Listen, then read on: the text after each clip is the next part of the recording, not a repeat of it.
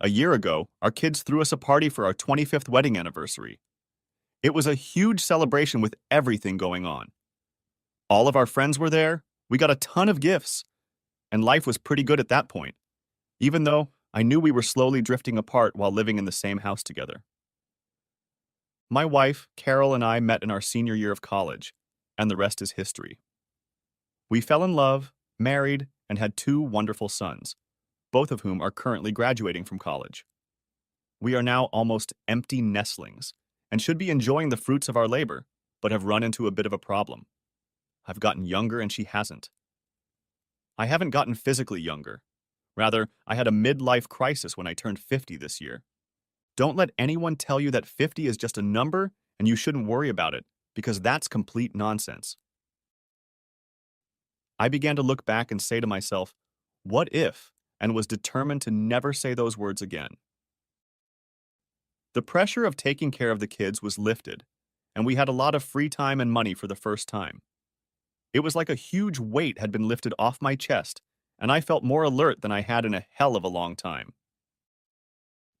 I got 4 weeks off every year at work, and over the years I'd set aside another 4 weeks of unused sick and vacation time. What the hell was I going to do with 8 weeks of vacation? I started making some changes, small changes at first. I stopped dressing like my father. My suits and the rest of my closet were outdated, to say the least, and needed to be brought back to the 20th century. One more thing. I had somehow added a spare tire around my middle in the last 10 years and needed to get rid of it before I went crazy and bought all new stuff. When I told Carol I wanted to eat more salads and less meat, she didn't say anything back. But when I started getting up early to make it to the gym before work, she took notice. I guess she thought it was a phase like my New Year's resolutions that would pass with time, but it didn't. It took me 3.5 stinking months of hard workouts to lose the 18 pounds I had gained. I had more energy and tried to use it by increasing our life, but it wasn't the right thing to do. So I think our life has gotten a little worse over the years. It went from white hot to hot, from good to good, and finally to normal when I actually got any, which was about once every 9 days. I had always insisted on more entertainment, but now I was taking it to the next level, and that didn't win the approval of my wife, who was happy with the way things were. Steve, I'm not 20 years old anymore. I can't do this 5 times a week, she stated to me unequivocally. How about we settle for 3? I asked, or begged in this case. Carol said she'd think about it, but didn't guarantee anything. As usual, nothing changed. You see, we got into a rut. We both got up in the mornings for work around 6 o'clock, give or take 5 minutes. We both drank coffee together for breakfast while I perused the newspaper. We'd both drive to work, which started at 8, and I'd get off between 5 and 5:30 to make the 25-minute drive home. Once home, I would check the mail, change my clothes, and usually set the table. Carol would leave at 4:30 and have something ready by the time I got home. We'd eat, wash the dishes, and then read the paper. After that, we would split up and do our own thing for the next 2 hours before getting ready for bed. I laid out my clothes for the next day, brushed and flossed my teeth, and then settled into bed to watch the news. If I was able to get Carol in the mood, we'd do that and be asleep in 40 minutes. The next day, we did the same boring stuff again. We were becoming parents, and I wasn't going to let that happen without a fight. I began to demand less entertainment. A bottle of her favorite wine, flowers now and then, foot massages, and other things were all welcome. It improved her mood, but it didn't make us closer. When we didn't make love the first week, I didn't say anything. When 2 weeks went by, I started hinting. Hell, when 3 weeks went by, I finally said, Carol, don't you enjoy making love to me anymore? I said as tactfully as possible. Steve, what kind of question is that? Of course I like it. Then why don't we do it more often? Steve, we do it all the time. Honey, it's been 3 weeks. I haven't pestered you once, but I wanted to wait and see how long you'd put up with it before you noticed. But I guess you didn't. So, do you want to fool around tonight? If so, we'd better get started because it's getting late. Carol, I don't look at this as some chore that needs to be done and out of the way. I think of it as something special that brings us closer together, I tried to tell her, but she wasn't listening. Steve, do you want to do this or not? She finally asked, a little perturbed that I was criticizing her for not wanting to do it anymore. I guess not. I'm not in the mood anymore, I answered her sharply. Come on, let's do it, or you'll never let me hear the end of it, she said, in that annoying, whiny voice I'd been hearing more and more lately. I'll pass, I said, as I got out of the car and headed for the bathroom. I took 3 Advil pills for the headache, slipped back into bed and said goodnight, turning my back to her. Don't say I never suggested it, Carol said with a condescending tone in her voice as she opened her book. After that night, I stopped asking. I moved my workouts from mornings to after work, which meant we no longer had dinner together. I liked it better because it gave me a chance to relax after work, and there were more people to talk to at the gym. Carol started leaving me a plate of leftovers in the oven, but that stopped after 2 months, and I would make my own dinner or come in after my workout and grab a snack. We were drifting apart, and if I could see it, so could she. It had been almost 4 months since we had last made love, and I was determined to get her to initiate it, even if it took forever. My evening showers were getting longer and longer as I got rid of the stress manually after shaving.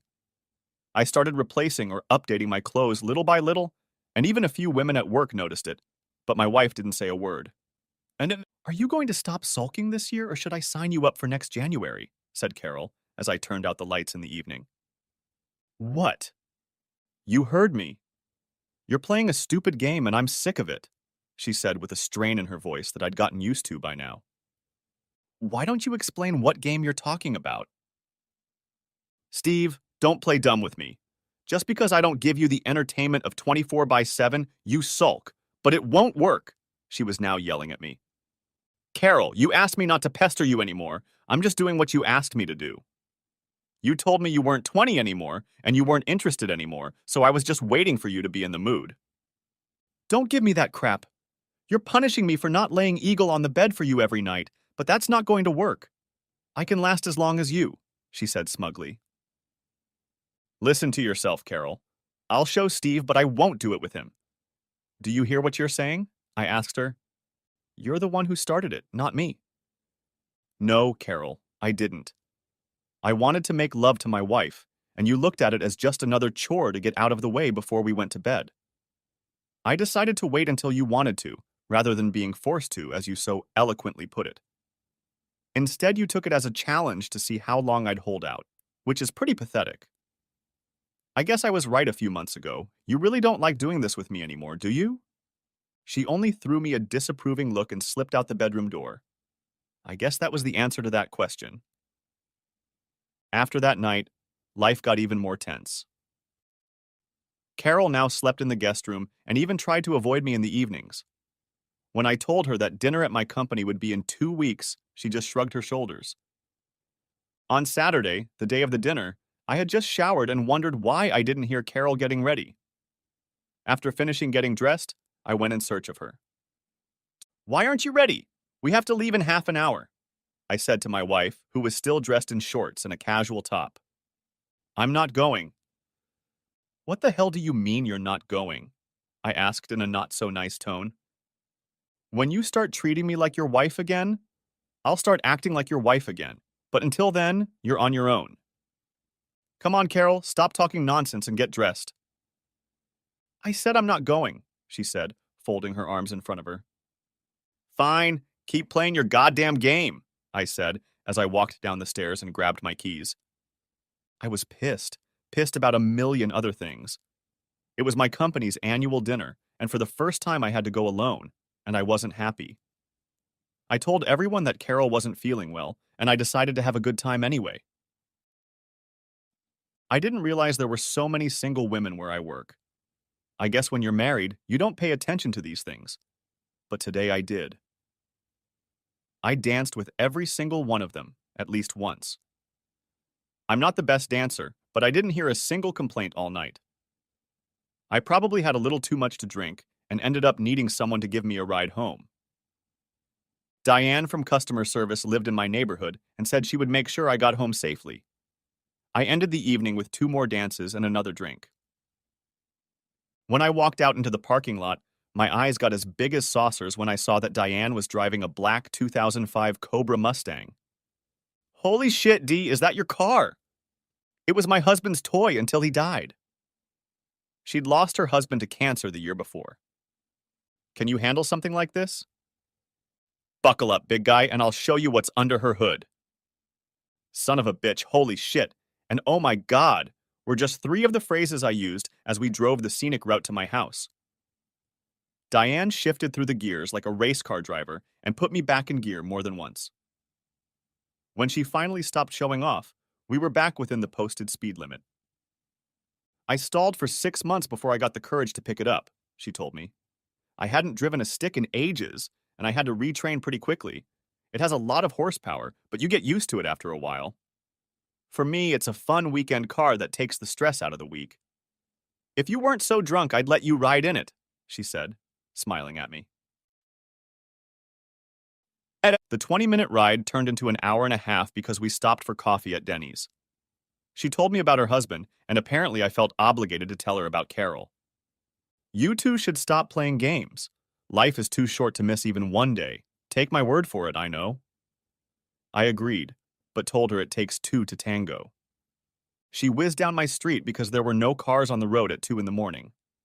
She kissed me on the cheek and asked if I needed help inside. Getting inside won't be a problem. The problems will start once I'm inside, I told her with a smirk. She again advised me to get my head out of my ass and told me she'd see me at work on Monday. As I approached the house, I saw Carol look out the window for a split second. It looked like she was waiting for me. Do you even know what time it is? An exasperated Carol asked. Not the slightest clue. Who was it that gave you a ride home? It was Diane, she works with me, I replied.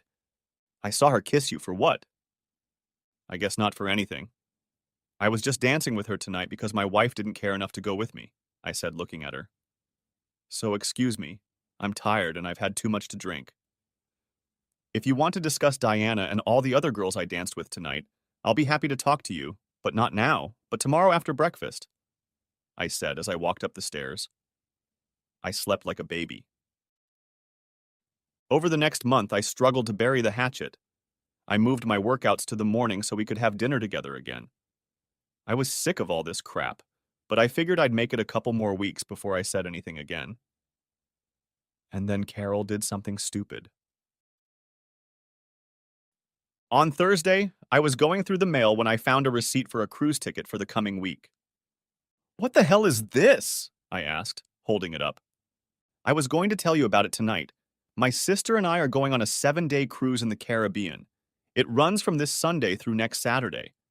I just need some time to think about my life. And you can't do that here with me, but you can with your sister? Steve, I just need some time.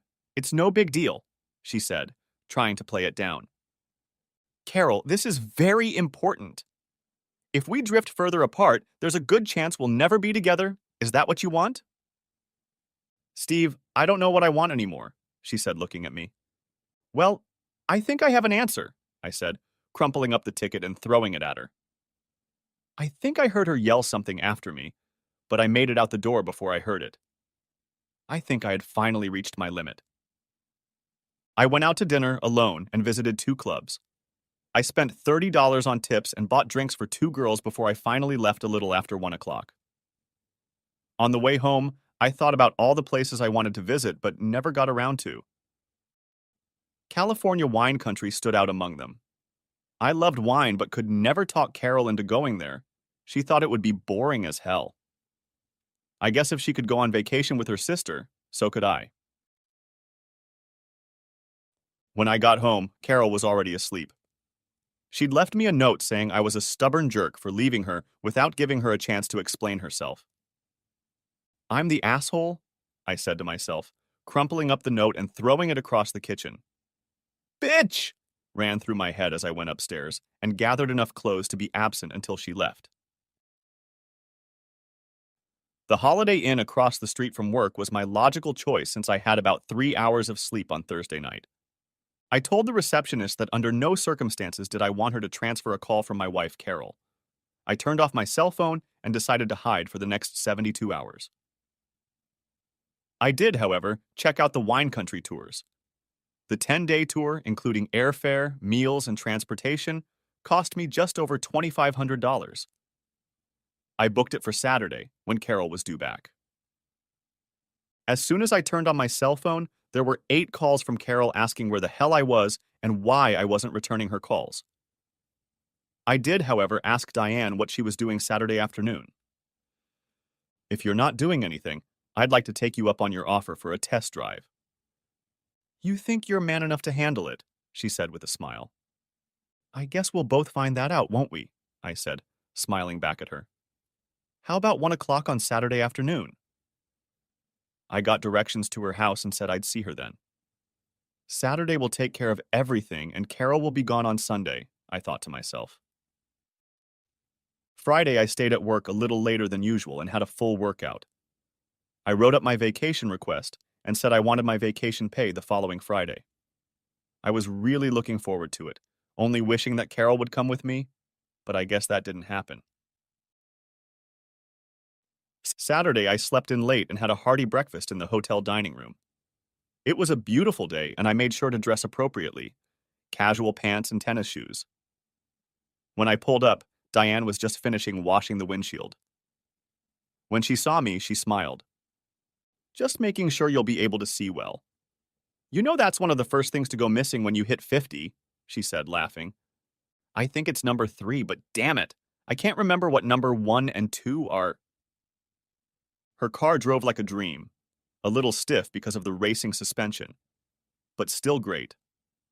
After a while, I was able to shift gears without thinking about what I was doing, and I even tried shifting once before I realized I was approaching 95 miles per hour. I need to buy something more exciting than the Volvo I'm driving now. It's certainly not my thing, but maybe I should get a Corvette, I told her as we slowed down to a dull roar. Something I could drive to work every day and that wouldn't break the bank. It was already 4 when we filled up the car on the way to her house. Diane, do you have dinner plans?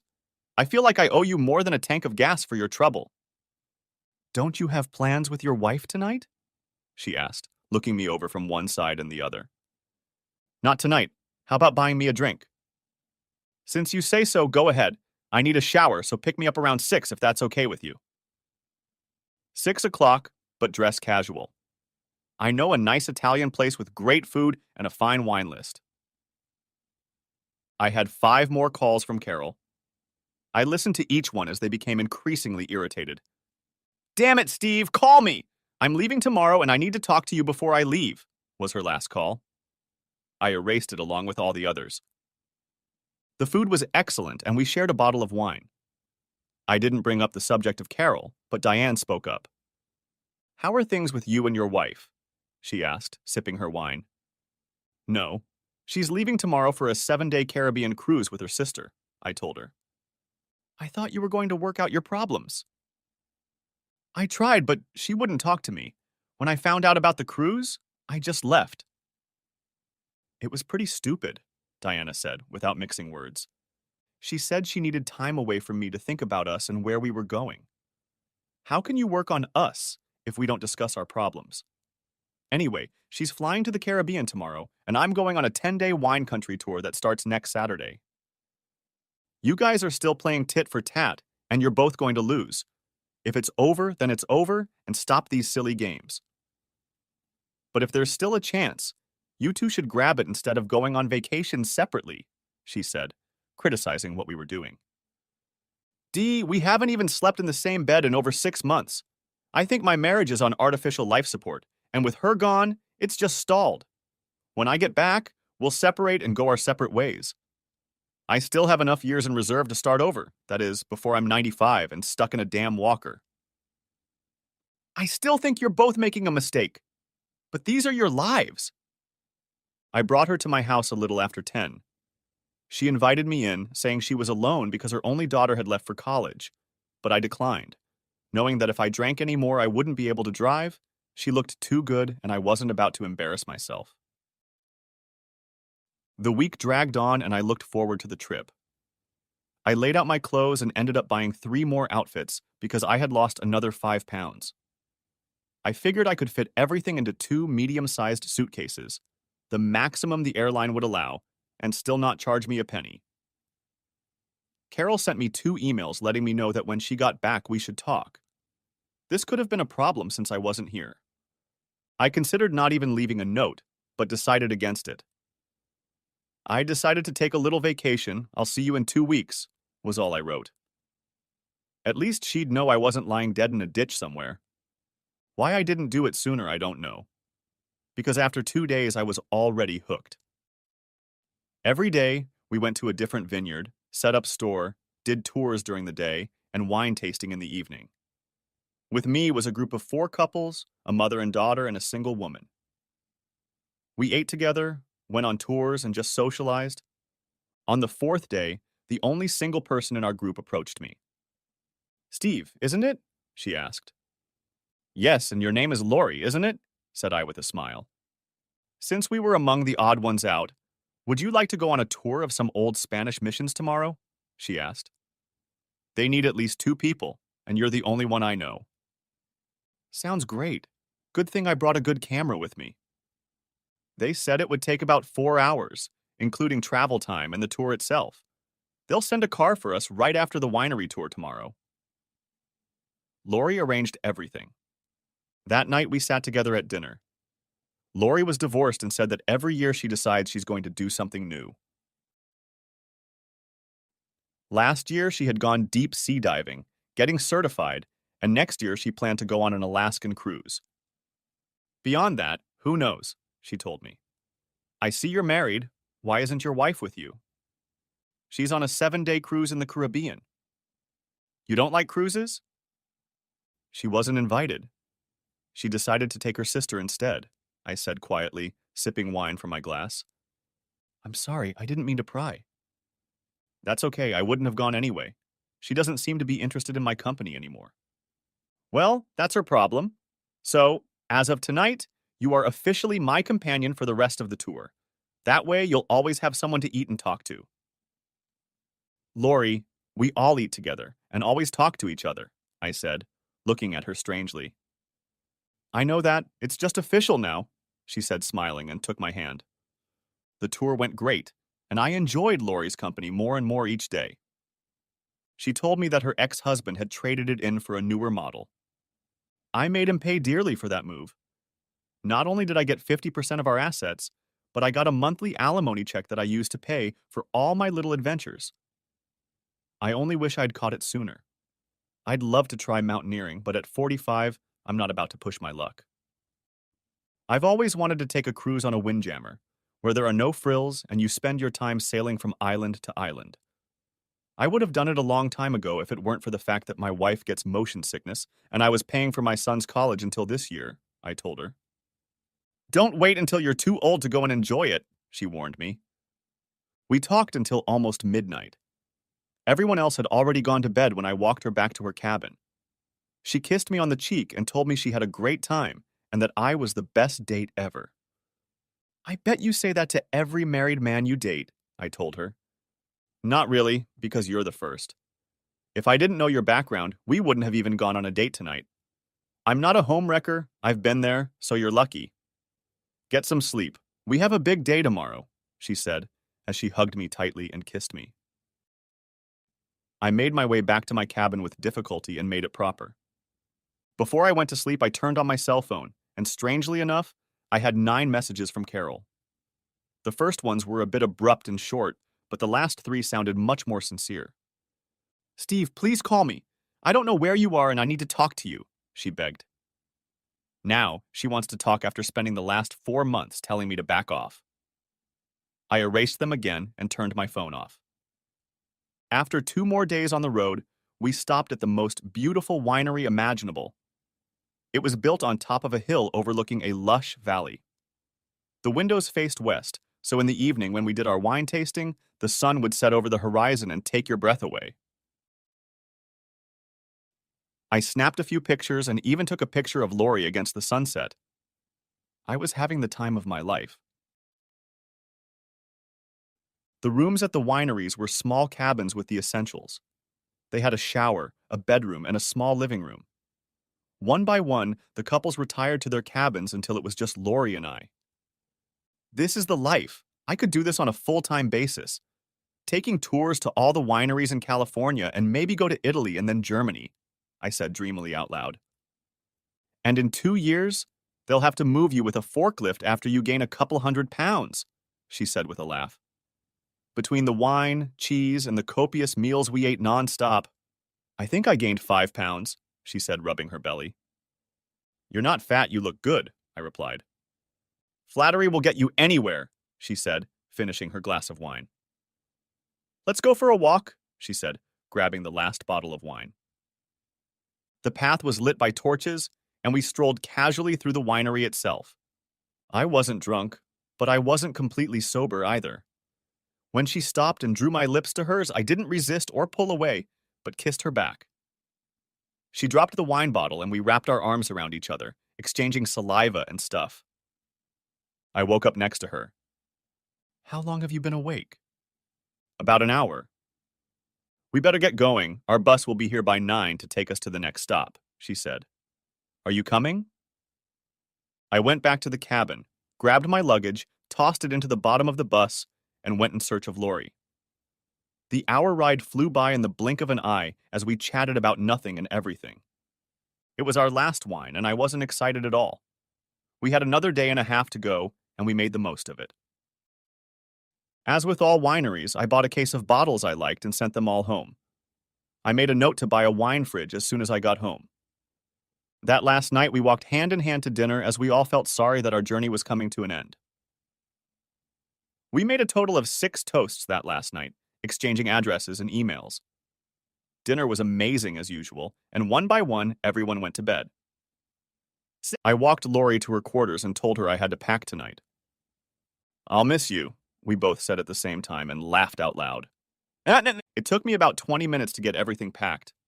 I found my airline tickets and parking pass, making sure I knew where everything was. I washed my face and was just getting under the covers when I heard a knock on the door. I looked out the window and opened the door. I couldn't sleep.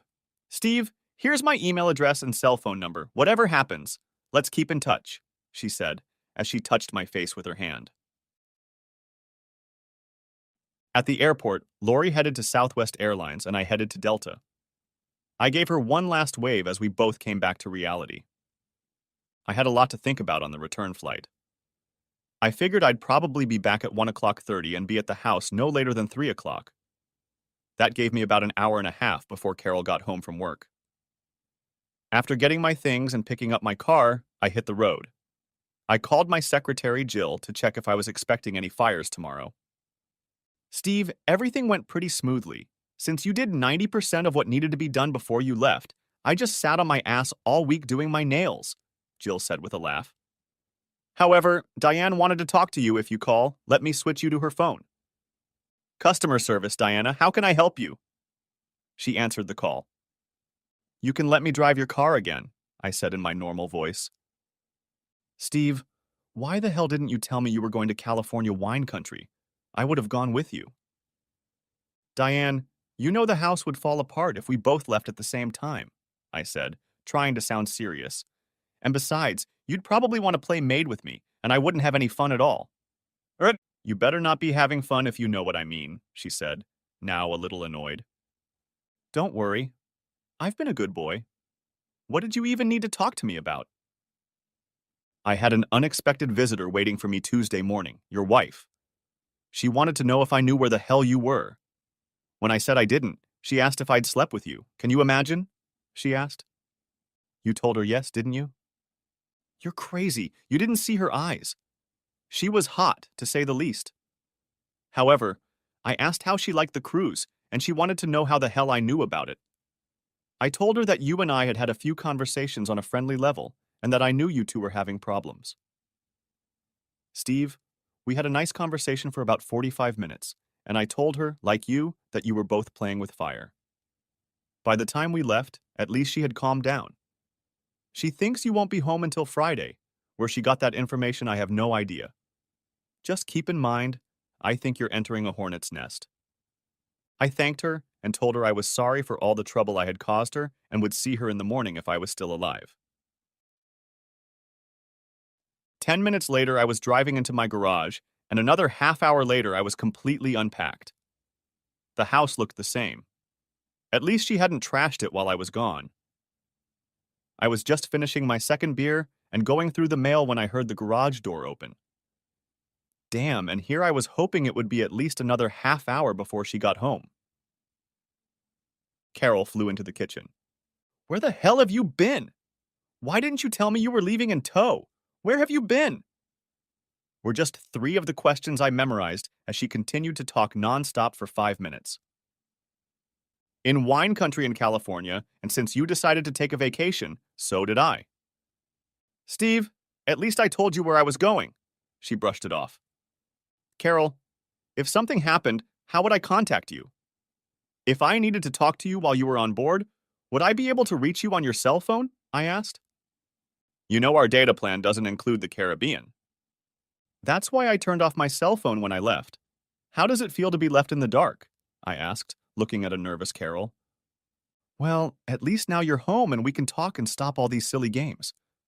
Are you hungry? Do you want to go get something to eat or bring something with you?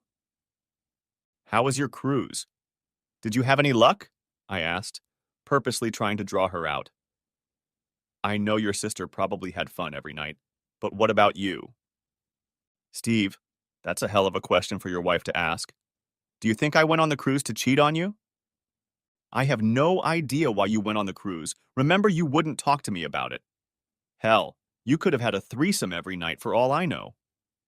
By the way, are those island guys as badass as I've heard they are? If you're going to act the same way, I guess I won't be talking to you today. What else is new? Said I, still looking at her. To answer your question, no, I haven't cheated on you, and I have no idea what guys on the island look like, in case you were wondering. Maybe I should ask you the same questions, she replied. There weren't that many island guys in California, I said, trying to diffuse the situation that was now getting out of hand. And no, I wasn't having fun with anyone. I'd love to say that I'd slept with someone, but never actually done it with her. But I figured Carol wouldn't take it well. Why don't we order a pizza, open a bottle of wine, and talk? I agree. Why don't you order while I change? She said, heading upstairs. I wondered if she had moved back into our bedroom while I was gone. I guess I would find out tonight. For the first hour, we chatted about all sorts of nonsense. The little things people bring up when they're afraid to broach serious topics. I gave him another 20 minutes before I started asking the hard questions. Did you find out anything while you were on the cruise with the tramp? Steve, I wish you wouldn't call her that. She's been married several times. She just hasn't met the right guy. Carol, she had 2 boyfriends who loved her and she cheated on them both. And this is the woman you took with you to see if you wanted to stay married to me? Should I start packing now? Or did you already pack all my stuff while I was gone? I said, trying to make a joke. Very funny. You know I didn't do anything like that, but I have to admit I was pretty pissed when I got home and you were gone. That was one of the reasons I left. I figured it would give you extra time to think, not knowing exactly where I was. It was probably cruel, but you deserved it after that cruise announcement. Steve, if I had told you about the cruise earlier, all we would have done was argue. And after I found out, we didn't? But it was only for 2 days, and damn it, you left before I could explain my reasons for wanting to go. So, did you make any amazing discoveries? I asked. Only that I still love you and want to stay married to you. And I don't if things are going to be the same as they have been for the last 2 years, I said to a surprised Carol. I think she thought I was about to cry and throw myself into her arms, but I had long since forgotten that. I need a wife, not a damn neighbor. I can always hire a cook or a maid to do what you do, but hiring a wife is much harder, and that's what I want and won't settle for anything less. Steve, I've been a good wife to you for 25 years.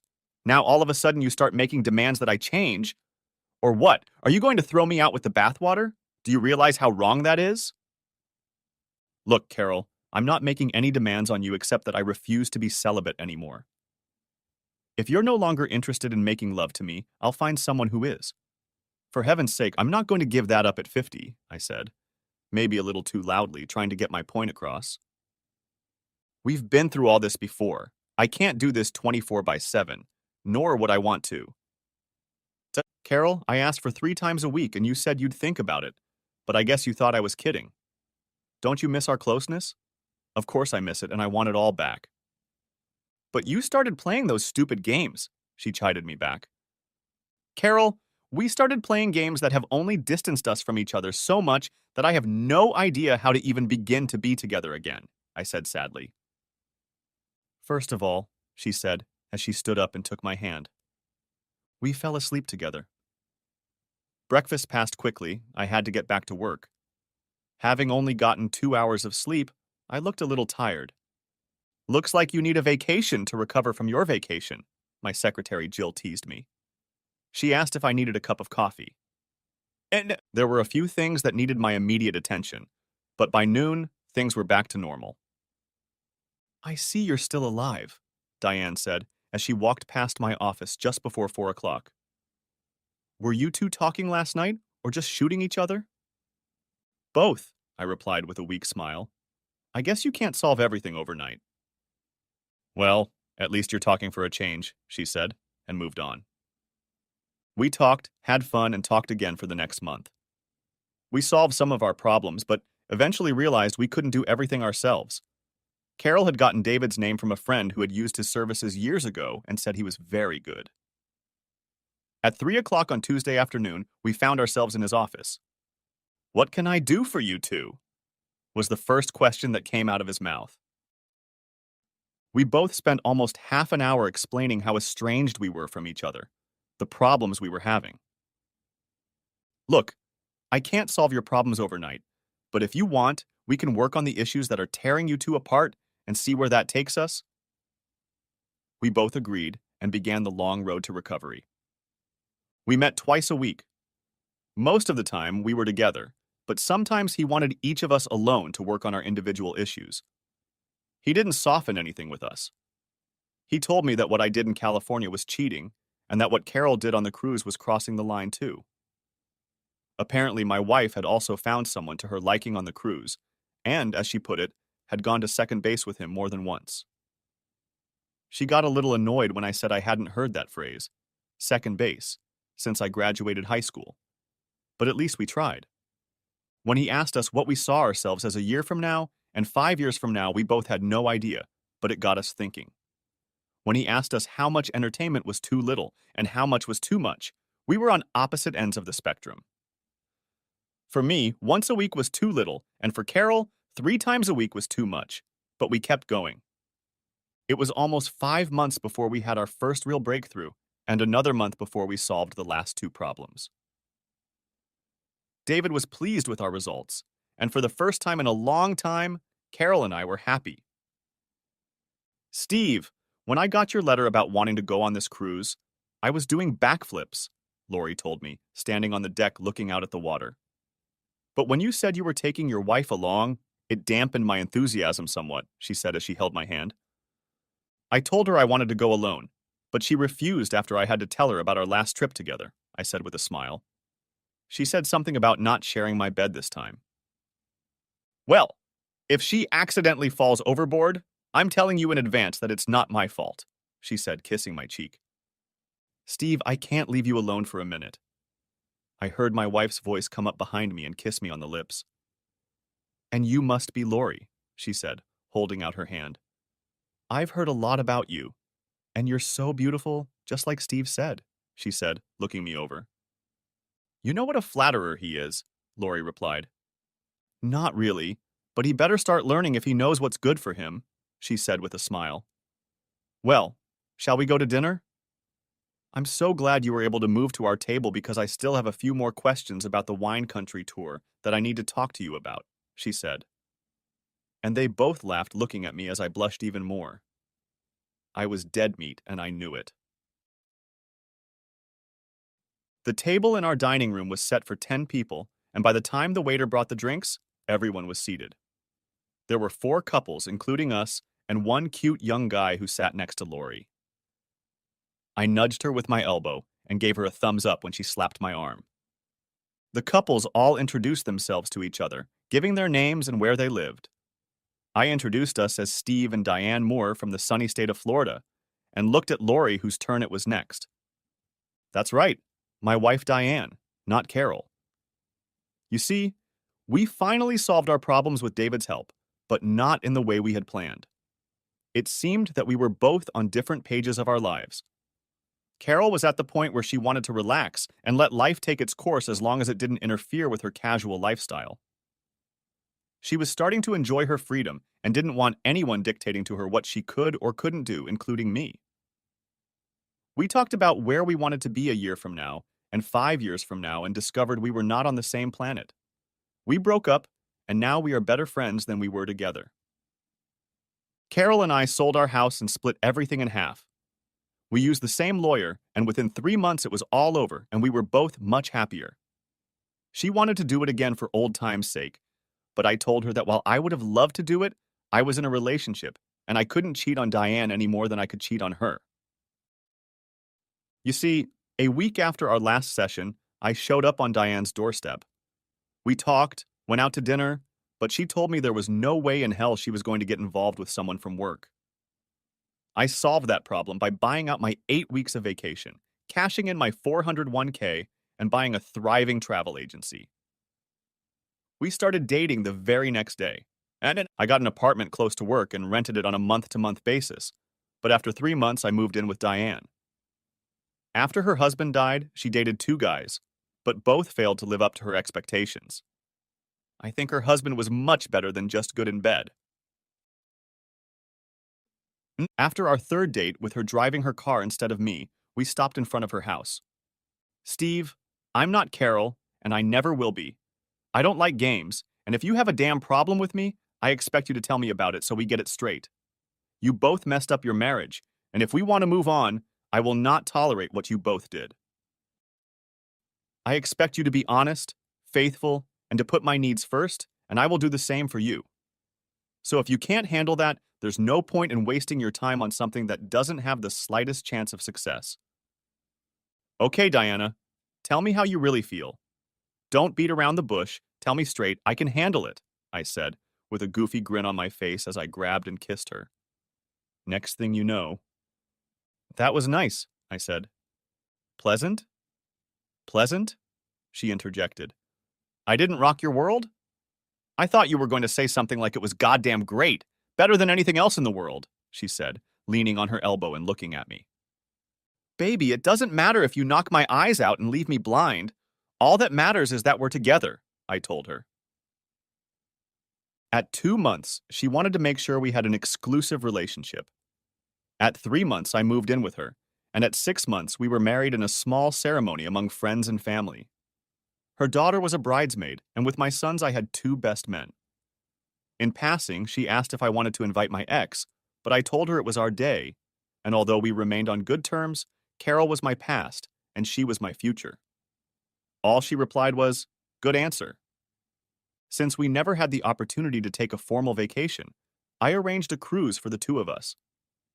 I emailed Lori and asked if she was interested, and she immediately replied, yes. Eventually, I told Lori that I would take my wife, my new wife, and although she was a little disappointed, she still wanted to see the 2 of us. I just need to meet the woman who grabbed your ass so soon after you became available. We had a great time. Lori never picked up a young guy at our table, but she did mention a certain man in Denver that she really liked.